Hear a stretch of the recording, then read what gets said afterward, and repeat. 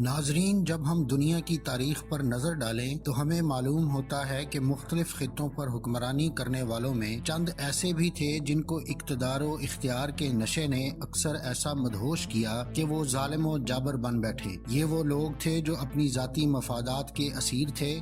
ان کی اسی خودغرضانہ سوچ نے انہیں اپنے اقتدار کی طاقت کے بے رحمانہ استعمال پر اکسایا اور وہ اپنی ذات کی تسکین اور مقاصد کی تعمیل کے لیے انسان سے درندے بن گئے اور یوں بے شمار انسانی جانوں کے ضیاع اور بے اندازہ تباہی و بربادی کا باعث ثابت ہوئے۔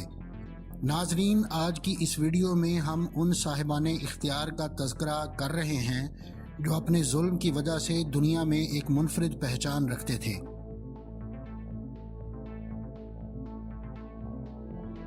ناظرین، ہیرڈ دی گریٹ وہ بادشاہ ہے جس کا ذکر انجیل میں بھی موجود ہے اور جس کی وجہ شہرت اپنی جان بچانے کے لیے نوزائیدہ لڑکوں کو قتل کروانے اور حضرت عیسیٰ علیہ السلام کو شہید کروانے کی کوشش کرنے کے حوالے سے ہے۔ 73 قبل از مسیح میں فلسطین میں پیدا ہونے والا ہیراڈ ایک ظالم حکمران تھا۔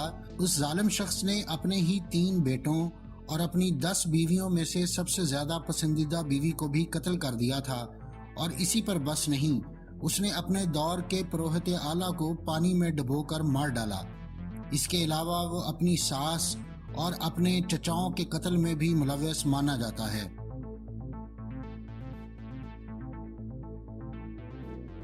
ناظرین، نیرو نام کا بدنام زمانہ حکمران ایک لے پالے بچہ تھا۔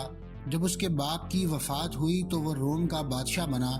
تخت سنبھالنے کے بعد شروع میں اس نے اپنی ظالمانہ فطرت کا کوئی مظاہرہ نہیں کیا، لیکن اقتدار کے ماہ و سال گزرنے کے ساتھ ساتھ اس کی طبیعت میں ایک مجنونانہ اشتعال کی سی کیفیت بڑھنے لگی۔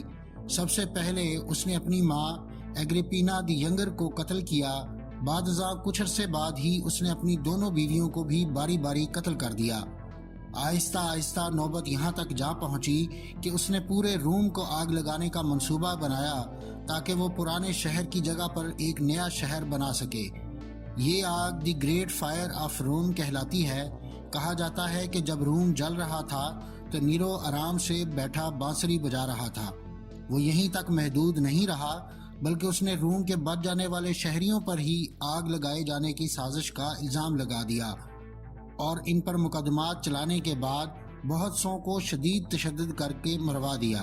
اس کا ذہنی خلل اتنا بڑھا کہ اس نے بالآخر خودکشی کر کے اپنی بھی جان لے لی۔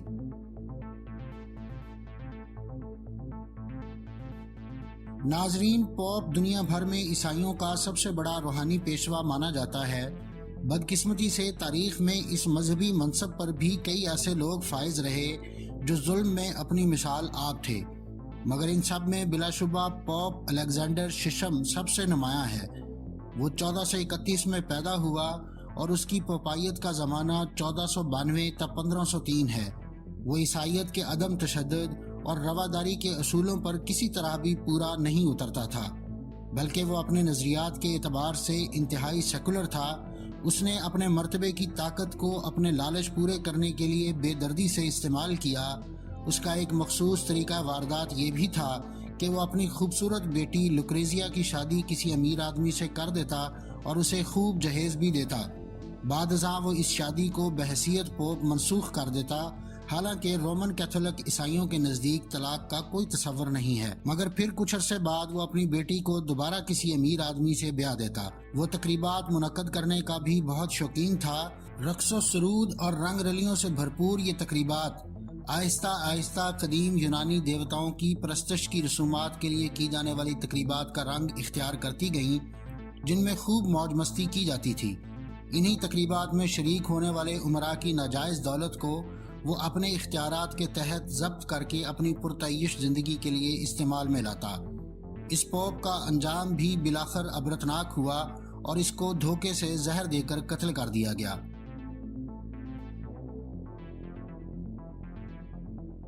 ناظرین، لفظ کلیگولا بنیادی طور پر بے رحمی، جنون، پاگل پن اور شیطانیت کا مترادف ہے۔ کلیگولا نامی یہ رومی بادشاہ انتہائی خود پسند تھا اور اس نے خدائی کا دعویٰ بھی کیا تھا۔ یہ شخص کسی بھی معاملے میں محض شک کی بنیاد پر کسی کو بھی قتل کر دیا کرتا تھا۔ اس نے اپنی بہنوں کے ساتھ شادیاں رچائیں، نیز دوسروں کی بیویوں کو ورغلا کر اپنی ہوس کا نشانہ بنانا اس کا محبوب مشغلہ تھا۔ اوپر سے وہ بہت شیخی خورا بھی تھا۔ اس کا زمانہ 37 تا 41 بعد از مسیح کا ہے۔ اس کا سلسلہ نسب عظیم رومی بادشاہوں سے ملتا ہے۔ یہ اپنا خزانہ قیمتی اور شاہانہ چیزوں پر خرچ کرتا، جبکہ اس کی رعایا ننگ و بھوک سے مر رہی ہوتی تھی۔ یہ اتنا بے رحم تھا کہ رات کے کھانے کے دوران کسی زندہ انسان کو آرے سے چرتے ہوئے دیکھنا اس کی بہترین تفریح تھی۔ اس بادشاہ کی مطلق العنانی کا یہ عالم تھا کہ اس نے اپنے گھوڑے کو سینیٹر نامزد کر دیا تھا۔ ایک جنگ کے دوران اس نے اپنی ساری فوج کو سمندر میں جھونک دیا۔ یاد رہے کہ یہ نام نہاد جنگ ایک یونانی دیوتا نیپچون کے خلاف لڑی جا رہی تھی۔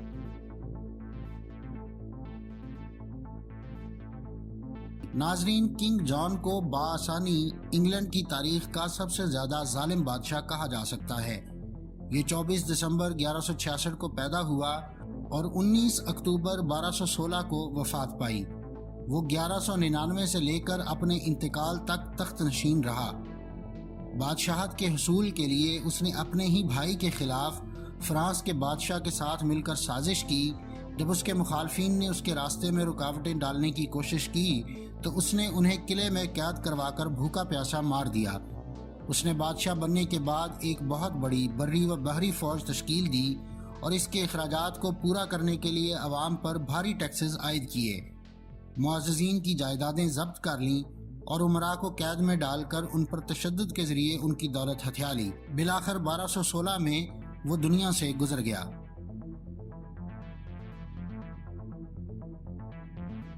ناظرین، میکسیملن روبیسپیئر نامی فرانسیسی بادشاہ فرانسیسی انقلاب کا سب سے اہم معمار تھا اور بعد از انقلاب قائم ہونے والی حکومت میں سب سے بڑا لیڈر گردانا جاتا تھا۔ انقلاب کے دوران روبیسپیئر مسلسل بادشاہت کے خلاف پرچار کرتا رہا۔ وہ طبقہ اشرافیہ کو جڑ سے اکھاڑ پھینکنے کی باتیں کرتا تھا۔ 6 مئی 1758 کو پیدا ہونے والا یہ شخص ایک ماہر قانون اور سیاستدان تھا جو بڑی بے جگری کے ساتھ غریب عوام اور جمہوریت کے حق میں آواز بلند کرتا تھا۔ انقلاب کے بعد اس کو عوامی تحفظ کی کمیٹی کا ممبر منتخب کیا گیا، لیکن اس نام نہاد عوام اور جمہوریت دوست انسان نے 3 لاکھ انقلاب دشمنوں کو گرفتار کر کے ان میں سے 17,000 افراد کو گلوٹین کے ذریعے گردنیں کاٹ کر موت کے گھاٹ اتار دیا۔ اس نے اسی پر ہی بس نہیں کیا بلکہ دشمن قرار دیے جانے والوں کے خاتمے کے بعد بھی یہ مسلسل مزید پھانسیوں کا مطالبہ کرتا رہا۔ اس کے اسی رویے کے باعث اسے گرفتار کر لیا گیا اور اس کی گردن بھی گلوٹین کے ذریعے ہی اتار دی گئی۔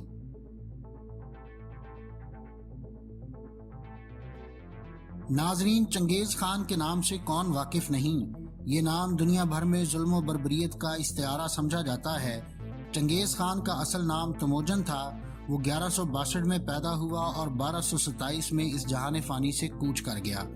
1206 میں تمام مغل قبائل کو متحد کر کے ان کا حکمران منتخب ہونے والا چنگیز خان ایک ناقابل شکست کردار اور اپنے زمانے میں دنیا کی سب سے بڑی سلطنت کا مالک تھا۔ ظاہر ہے کہ اس سلطنت کو تشکیل دینے میں کروڑوں لوگ لقمہ اجل بن گئے۔ کہا جاتا ہے کہ وہ 40 ملین لوگوں کی اموات کا ذمہ دار تھا۔ اس کے حملوں کے نتیجے میں اس وقت کی دنیا کی آبادی کا تقریباً 11% حصہ ختم ہو گیا۔ یہ روایت بھی مشہور ہے کہ جب اس کا انتقال ہوا تو اس کی موت کو چھپانے کے لیے جنازے کے راستے میں آنے والی تمام آبادیوں کو نیست و نابود کر دیا گیا۔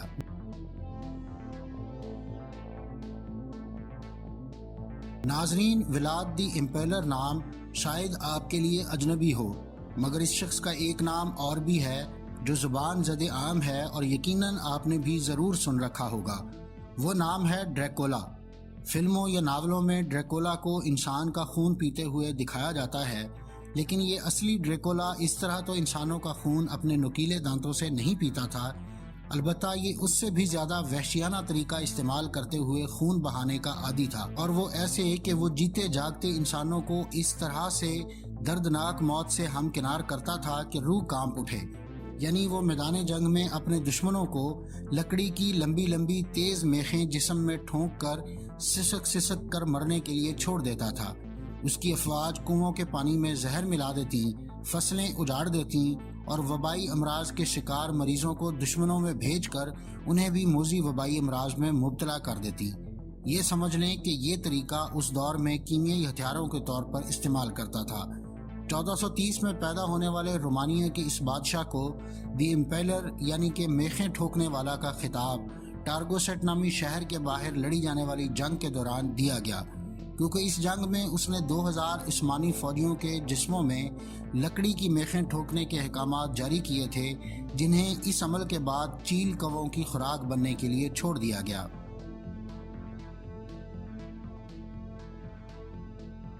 ناظرین، ایوان دی ٹیریبل 25 اگست 1530 کو پیدا ہوا۔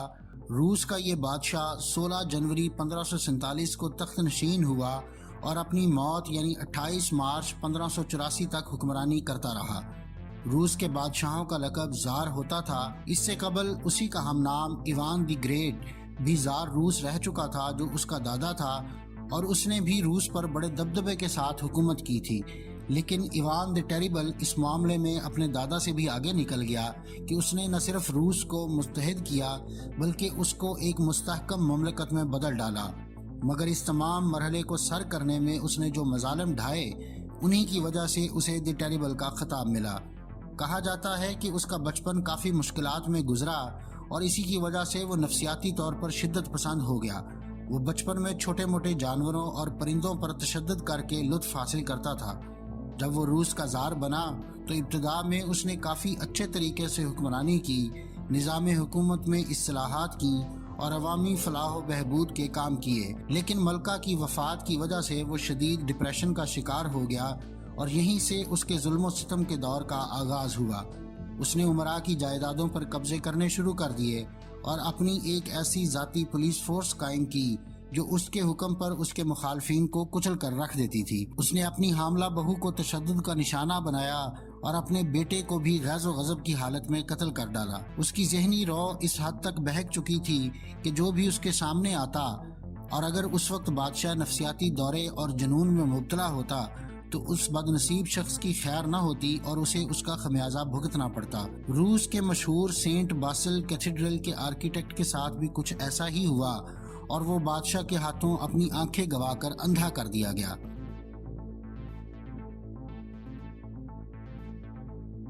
ناظرین، لیوپولڈ دوئم نے 1865 سے لے کر 1909 تک یعنی اپنی وفات تک بیلجیم کے دوسرے بادشاہ کی حیثیت سے حکومت کی۔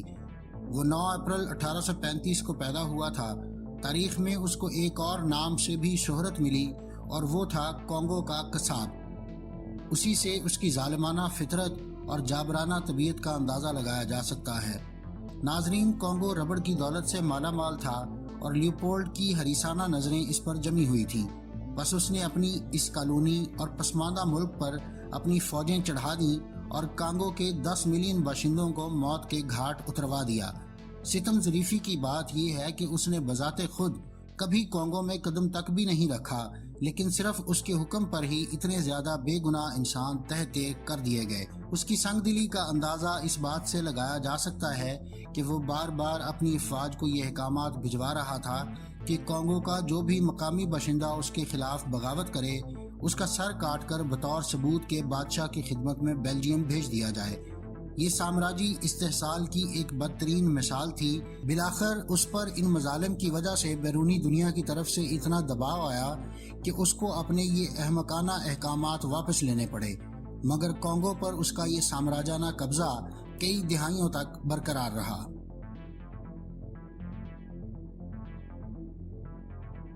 ناظرین، جوزف اسٹالن سابقہ سوویت یونین کا ایک انقلابی سیاستدان تھا۔ اس کا تعلق جارجیا سے تھا۔ وہ 1920 کی دہائی کے وسط سے لے کر 1953 میں اپنی موت تک سوویت یونین کا حکمران رہا۔ کمیونسٹ نظریوں کو ماننے والے حکمران کے طور پر اس نے اپنی حکومت کے دوران ملک کے بڑے رقبے کو اپنے کنٹرول میں لے لیا۔ لاکھوں کسانوں نے اپنی زمین حکومت کو دینے سے انکار کیا تو اسی وجہ سے انہیں اپنی جانوں سے ہاتھ دھونے پڑے۔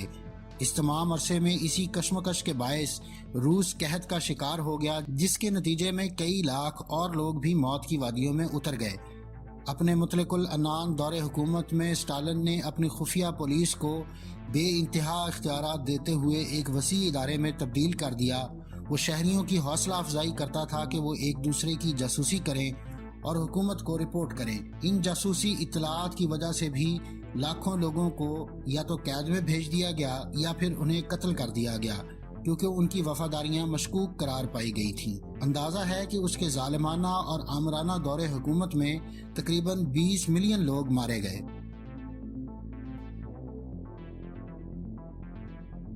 ناظرین، ہٹلر کا نام تو یقیناً سب نے ہی سن رکھا ہے۔ 20 اپریل 1899 کو پیدا ہونے والے جرمنی کے اس حکمران نے 30 اپریل 1945 کو جنگ عظیم دوئم کے خاتمے کے وقت خودکشی کر لی تھی۔ وہ 2 اگست 1934 کو مشہور زمانہ نازی پارٹی کی طرف سے جرمنی کا چانسلر منتخب ہوا اور پھر پورے یورپ کی اینٹ سے اینٹ بجا دی۔ ہٹلر کو انسانی تاریخ کا ایک بدنام ترین تخریبی ذہن کا مالک اور برائی کا محور حکمران تصور کیا جاتا ہے۔ اس نے اپنی جارحانہ اور نفرت انگیز تقریروں کے ذریعے جرمنی کے عوام کے دلوں میں قومیت کی وہ آگ بھڑکائی کہ جس نے سارے خطے کو جلا کر خاکستر کر دیا۔ اس کے جرائم میں کرسٹل ناخت کا حکم دینا بھی شامل ہے، جس کے تحت 9 نومبر 1938 کی رات کو یہودیوں کی 200 عبادت گاہیں سیناگوگز مسمار کر دیے گئے۔ 8000 سے زائد یہودی دکانداروں کو لوٹ لیا گیا اور لاکھوں یہودیوں کو حراستی کیمپوں میں منتقل کر دیا گیا۔ اس کے یورپ اور افریقہ پر حملے اور یہودیوں کے خلاف ہولوکاسٹ سمیت دیگر بے شمار جنگی جرائم شامل ہیں۔ ہٹلر پر الزام ہے کہ اس نے نفرت اور برائی کو اس طرح مجسم شکل میں پیش کیا کہ اس سے قبل تاریخ میں شاید کسی اور نے نہ کیا ہوگا۔ تاریخ دان اس کو 11 ملین افراد کی موت کا ذمہ دار قرار دیتے ہیں۔ ناظرین، یہ تھی آج کی ویڈیو۔ اگلی ویڈیو تک کے لیے مجھے اجازت دیجیے۔ اللہ حافظ۔ اگر آپ مختلف سائنسی، تاریخی اور علمی موضوعات پر سوچتے ہیں اور مزید جاننے کا تجسس رکھتے ہیں تو سبسکرائب کیجیے ہمارا چینل اور بیل آئیکن دبائیے تاکہ ان موضوعات پر تیار کی گئی ہماری ویڈیوز آپ کو فوری مل سکیں۔